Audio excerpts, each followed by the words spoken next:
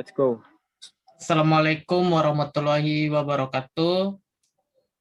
Di sini kami dari kelompok 4 mata kuliah biofisika akan membahas tentang materi biolistrik. Untuk materi pertama tersendiri akan saya jelaskan. Yang pertama yaitu tentang biolistrik. Biolistrik adalah daya listrik hidup yang terdiri dari pancaran elektron yang keluar dari setiap titik tubuh, di mana akan muncul ketika adanya rangsangan dari sebuah indera. Biolistrik merupakan energi yang dimiliki dan bersumber dari ATP, adenosine triphosphate, di mana ATP ini dihasilkan oleh salah satu energi yang bernama mitokondria melalui proses respirasi. Listrik yang dihasilkan di dalam tubuh berfungsi mengendalikan dan mengoperasikan saraf, otot, dan berbagai organ. Pada dasarnya, semua fungsi dan aktivitas tubuh sedikit banyak melibatkan listrik. Lalu bagaimana sistem saraf pada tubuh manusia? Sistem saraf adalah sebuah sistem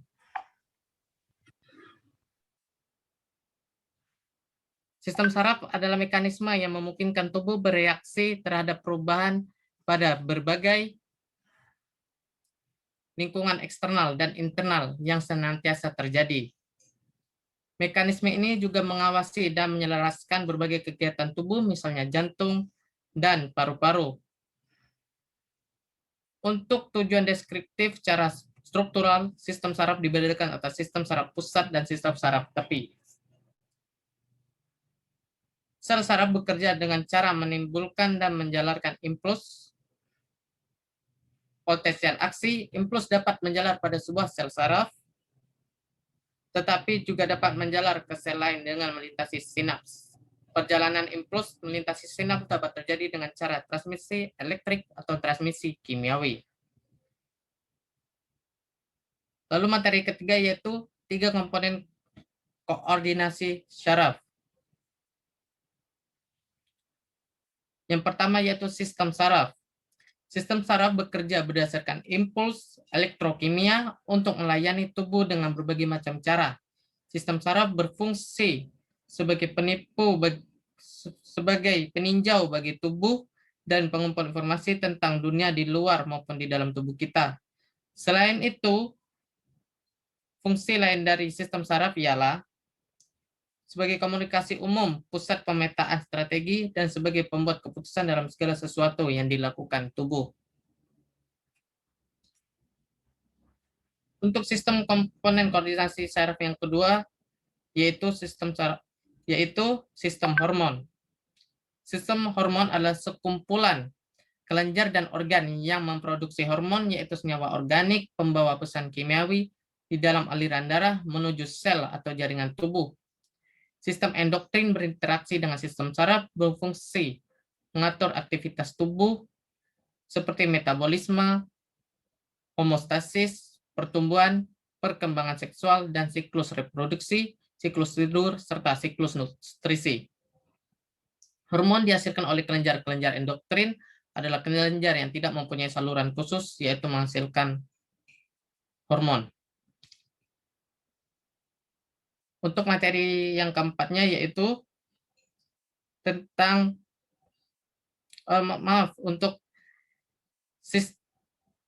untuk koordinasi sistem saraf yang ketiga yaitu sistem indera, merupakan salah satu bagian dari sistem koordinasi yang merupakan reseptor atau penerima rangsang alat indera yang merupakan reseptor yang peka terhadap perubahan lingkungan dan rangsangan.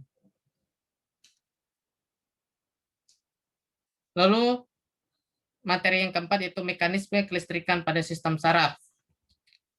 Aliran listrik pada sel saraf manusia tepatnya terjadi pada membran plasma. Membran plasma merupakan suatu lapisan yang terdiri dari lemak dan protein.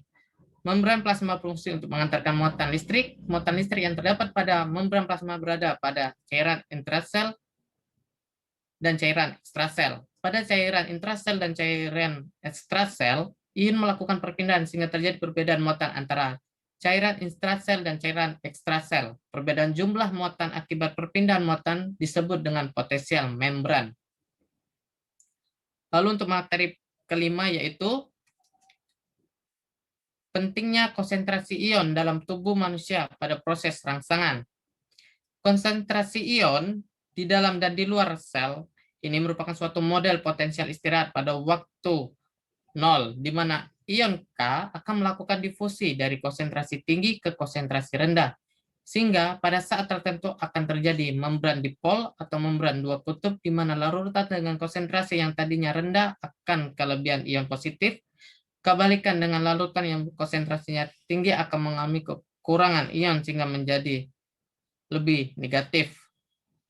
Sebagai akibat dari perpindahan ion-ion di dalam tubuh dan di luar sel, maka timbul tegangan listrik dan perbedaan potensial listrik pada membran. Nah, untuk materi selanjutnya akan disampaikan oleh Pratama Persaulian. Kepada Pratama Persaulian, saya persilahkan. Oke, baik, terima kasih. Saya akan melanjutkan penjelasan yaitu materi peristiwa kelistrikan pada jantung. Kontraksi sel otot jantung terjadi oleh adanya potensial aksi yang dihantarkan sepanjang membran sel otot jantung. Nah, jantung akan berkontraksi secara ritmik akibat adanya impuls listrik yang dibangkitkan oleh jantung itu sendiri. Di bagian ini ada dua jenis khusus sel otot jantung. Yang pertama yaitu sel kontraktil dan sel otoritmik. Sel kontraktil melakukan kerja mekanis, yaitu memompa. Sedangkan sel otoritik mencetuskan dan menghantarkan potensial aksi yang terjadi yang bertanggung jawab untuk kontraksi sel-sel pekerja. Berada dalam sel saraf dan sel otot rangka yang memiliki potensial membran istirahat. Ada yang kedua yaitu sel otoritmik. Jantung merupakan sel otot khusus yang berbeda dari sel saraf dan sel otot rangka, di mana sel otoritmik jantung tidak memiliki potensial istirahat. Sel ini memperlihatkan aktivitas pemicu, yaitu potensial membran secara perlahan. Nah, pada otot jantung, ion Na+ mudah bocor sehingga setelah repolarisasi, ion Na+ akan masuk kembali ke sel disebut depolarisasi. Nah, langsung masuk ke materi selanjutnya yaitu perbedaan sistem kerja EEG, EKG, dan EMG dalam memeriksa kesehatan. Yang pertama yaitu EEG. Kondisi pikiran seseorang, siswa ketika berpikir menghitung atau ketika berpikir menulis. Bahwa ketika siswa tidak memikirkan sesuatu dapat diketahui dengan cara melakukan sebuah evaluasi, yaitu menggunakan elektroencephalogram, yaitu EEG. Nah, perangkat EEG bekerja dengan menangkap aktivitas listrik pada permukaan kulit kepala. Pada penelitian terdahulu, sinyal EEG digunakan untuk membedakan antara kondisi mengantuk dan keadaan tidur, kondisi kewaspadaan, kondisi emosional, dan juga yang menggunakan sinyal EEG untuk membedakan kondisi mata terbuka dan mata tertutup.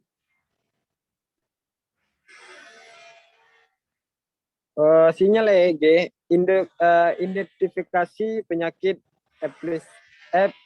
epilepsi. Selain itu berbeda rangsangan dapat mempengaruhi hasil dari sinyal EEG yang diperoleh seperti rangsangan suara, rangsangan musik yang dapat mempengaruhi kondisi emosi. Namun, memprosesan sinyal EEG tidaklah mudah. Masalah yang dihadapi adalah pemrosesan sinyal EEG, yaitu amplitudo yang rendah. Oleh karena itu, dibutuhkan tahap yang sesuai agar dapat mengetahui kondisi pikiran seseorang. Yang kedua yaitu EKG, elektrokardiografi, adalah pencatatan potensial bioelektrik yang dihasilkan jantung. Sinyal listrik jantung dalam bentuk grafik ditampilkan melalui monitor atau dicetak pada kertas. EEG hasil rekaman ini dinamakan elektrokardiogram atau EKG. Elektrokardiogram ini adalah grafik hasil catatan potensial listrik yang dihasilkan oleh aktivitas listrik otot jantung. Adapun sistem kondisi listrik jantung secara sistematis mampu menghasilkan gelombang elektrokardiografi dan menggerakkan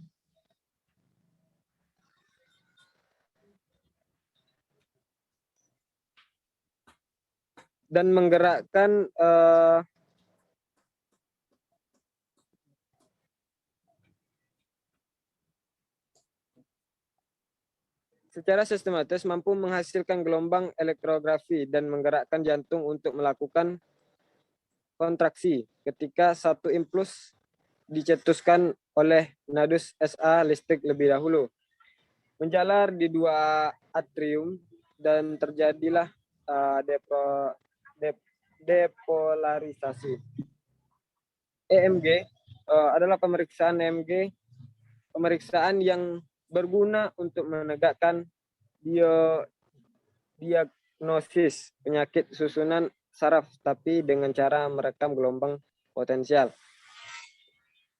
Elektromagrafi yaitu adalah proses merekam aktivitas elektrik dan otot jantung menentukan apakah sedang melakukan kontraksi atau tidak. Nah, langsung masuk ke konsep materi selanjutnya, itu konsep magnetoreprod dan elektroseptor adalah makhluk. Magnetoreseptor adalah suatu rangsangan yang memanfaatkan medan magnet dalam aktivitasnya. Beberapa jenis hewan memiliki kemampuan untuk berorientasi terhadap medan magnet bumi. Adapun kemampuan semacam itu seperti contoh hewan-hewan magnet memiliki kemampuan ini ialah lebih madu yang menggunakan medan magnet bumi untuk berkomunikasi. Ketika berterbang dari sarangnya, ada menemukan sumber makanan baru, lebih menyampaikan informasi tentang arah sumber makanan tersebut kepada lebah lainnya dengan cara menunjukkan tarian tertentu. Elektroreseptor melakukan pengembangan dan modifikasi dari gurat isi atau lateral line. Pemberian listrik yang rendah di sekitar dapat menimbulkan respon yang luar biasa pada elektroreseptor tersebut. Ada materi selanjutnya, proses kelistrikan pada belut listrik. Organ penghasil listrik pada belut listrik tersebut dari sel-sel saraf yang sel otot telah mengalami perubahan penting. Bentuk organ listrik seperti piringan yang memproduksi lendir tersusun dan menyatu menghadap arah yang sama yang memuat 150 atau 200 piringan setiap susunannya. Prinsip kerja piringan listrik mirip kerja baterai. Ketika ikan beristirahat, otot-otot yang tidak berhubung belum aktif, tetapi juga menerima pesan dari saraf segera bekerja spontan, mengeluarkan daya listrik. Belut hanya akan mengeluarkan daya listrik jika menerima pesan dari otot saraf yang langsung mengaktifkan cairan elektrositnya. Ketika semua voltase pada setiap piringan menyatu, maka torpedo mampu menghasilkan 220 volt dan belut listrik mencapai 650 volt. Oke, sekian dari saya. Materi selanjutnya akan dijelaskan oleh Rizky Etia Rahman.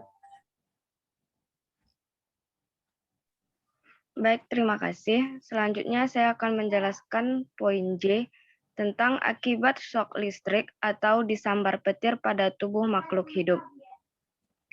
Terlebih dahulu saya akan menjelaskan apa itu shock listrik.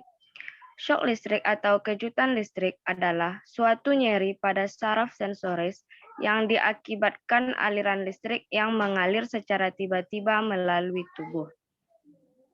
Secara fisika, kesentrum atau electric shock adalah terjadinya kontak antara bagian tubuh manusia dengan suatu sumber tegangan listrik yang cukup tinggi sehingga mampu mengakibatkan arus listrik melalui tubuh manusia, tepatnya melalui otot. Kejadian shock listrik merupakan kejadian yang timbul secara kebetulan. Tidak mengherankan, dengan meluasnya pemakaian listrik di rumah tangga dan industri, kejadian shock listrik akan meningkat. Selanjutnya, petir adalah pelepasan muatan yang terjadi antara awan, dalam awan, atau antara awan dengan tanah, di mana dalam awan terdapat muatan positif dan muatan negatif. Jika muatan ini bertemu, maka akan terjadi tarik-menarik yang dapat menimbulkan kilat di awan. Begitu juga kalau muatan negatif dan muatan negatif dekat akan terjadi tolak-menolak. Akan terjadi ledakan atau kilat. Pencegahan terhadap shock listrik. Yang pertama yaitu semua alat listrik harus mempergunakan three-wire cord atau kabel 3 urat dan dihubungkan ke ground secara memadai. Yang kedua, menggunakan sumber arus DC.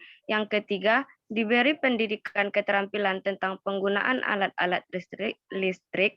Yang keempat, pendidikan terhadap bahaya shock dan teknik proteksi yang baik. Materi selanjutnya, konsep magnet dan kemagnetan pada tubuh makhluk hidup. Magnet adalah benda yang memiliki kemampuan dapat menarik benda lain. Magnet memiliki 2 kutub, yaitu kutub utara dan kutub selatan. Kemagnetan merupakan hal yang tidak terlepas dari kehidupan manusia dan makhluk lain, penghuni alam semesta ini. Bumi merupakan magnet terbesar yang dapat memberi manfaat besar bagi manusia dan semua makhluk hidup. Magnet bumi memungkinkan manusia untuk menggunakan kompas sebagai penunjuk arah. Banyak hewan juga yang memanfaatkan gaya magnet bumi sebagai penunjuk arah dalam melakukan migrasi. Kehidupan makhluk hidup di bumi sangat dipengaruhi oleh medan magnet bumi. Medan magnet bumi adalah daerah di sekitar bumi yang masih dipengaruhi oleh gaya tarik bumi. Perkembangan peradaban manusia juga tidak terlepas dari penemuan magnet, mulai dari speaker, telepon, televisi, bel rumah, dan berbagai peralatan yang bisa kita gunakan dalam kehidupan sehari-hari. Contohnya saja diterapkan dalam teknologi MRI. Poin selanjutnya yaitu pengaruh kemagnetan pada migrasi beberapa hewan. Migrasi dalam kehidupan hewan dapat didefinisikan sebagai pergerakan musiman yang dilakukan secara terus-menerus dari satu tempat ke tempat yang lain dan kembali ke tempat semula. Para ilmuwan mengatakan banyak makhluk hidup yang dapat merasakan kekuatan magnet bumi untuk membantu navigasi mereka ketika melakukan migrasi. Hewan mampu mendeteksi medan magnet bumi karena di dalam tubuh hewan terdapat magnet. Fenomena tersebut dinamakan biomagnetik. Hewan-hewan yang melakukan migrasi dengan memanfaatkan kemagnetan bumi, contohnya saja yang pertama yaitu migrasi burung.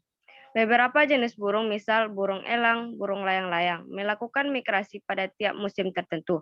Burung tersebut menggunakan partikel magnetik yang ada pada tubuhnya untuk menciptakan peta navigasi dengan memanfaatkan medan magnet bumi. Yang kedua yaitu ikan salmon. Ikan salmon adalah ikan yang hidup di Samudra Atlantik. Ikan salmon kan yang melakukan kembang biaknya migrasi dan mengakhiri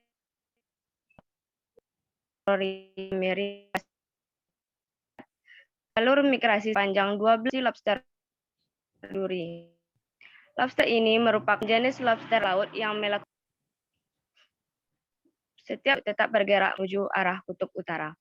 Selanjutnya magnet pada bakteri. Magnetotaktik bakteria merupakan kelompok bakteri yang mampu melakukan navigasi dan bermigrasi dengan memanfaatkan medan magnet. Jenis bakteri ini ditemukan pertama kali oleh Richard P. Blackmore pada tahun 1975. Ayat Al-Quran dan hadis tentang biolistrik terdapat dalam surat Al-Baqarah ayat 164 yang berbunyi A'udzubillahi minasyaitonirrajim. Bismillahirrahmanirrahim. Inna fi khalqis samawati wal ar wa ikhtilafil laili wan nahari wal fulki allati tajri fil bahri bima yanfa'un nasa wa ma anzalallahu minas sama'i ma'in bihil ar ba'da mautiha wa batha fiha min kulli dabbah wa tasbihi wa habil musakhi bainas sama'i wal arla ayati liqaumi ya'qilun. Artinya, sesungguhnya pada langit dan pergantian siang kapal yang berlayar di laut dengan muatan yang bermanfaat bagi manusia. Apa yang diturunkan Allah dari langit berupa air, lalu dengan itu dihidupkannya bumi setelah mati atau kering, dan diterbangkan dalamnya bermacam-macam binatang, dan perkisaran angin dan awan yang dikendalikan antara langit dan bumi. Semua itu sungguh merupakan tanda-tanda kebesaran Allah bagi orang-orang yang mengerti. Selanjutnya surah An-Nur ayat 35 yang berbunyi A'udzubillahi minasyaitonirrajim. Bismillahirrahmanirrahim. Allahu nurus samawati wal ar mathalu nurihi kamiskatin fiha misbah al-misbahu fi zujajah az-zujajatu ka'annaha kawkabun duriyyu yuqadu min syajaratin mubarakah wa zaitunatin la syarqiyyatin wala gharabiyyah yakadu zaituha yudi'u walau lam tamsashu narun nuru ala nuri yahdil wa yadribullahu al-amthalil linnasi wallahu bikulli syai'in alim.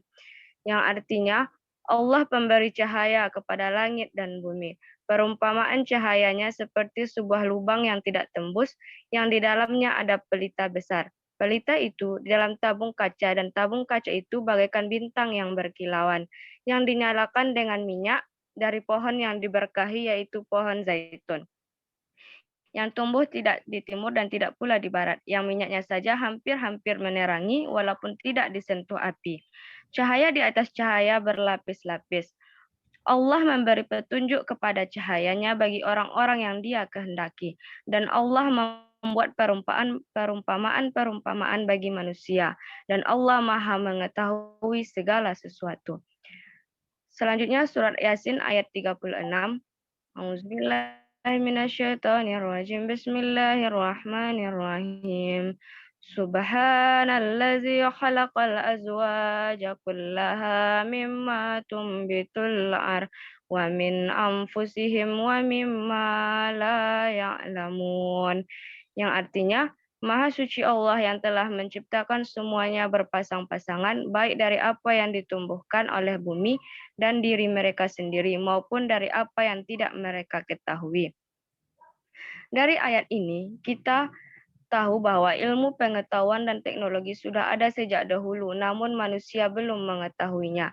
Dan ilmu yang ada di perumpamaan dengan hal-hal lain, hal ini dapat menjadikan fakta di balik ilmu itu semua. Tak hanya manusia yang dapat memberikan arti penting itu listrik, namun Al-Quran sudah berbicara terlebih dahulu.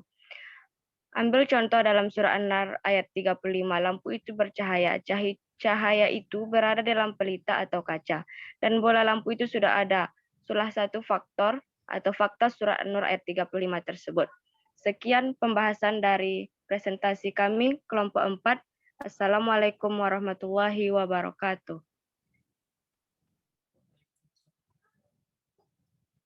Kuliah lagi gitu. Edit aja nanti kok. Iya, iya. Dah.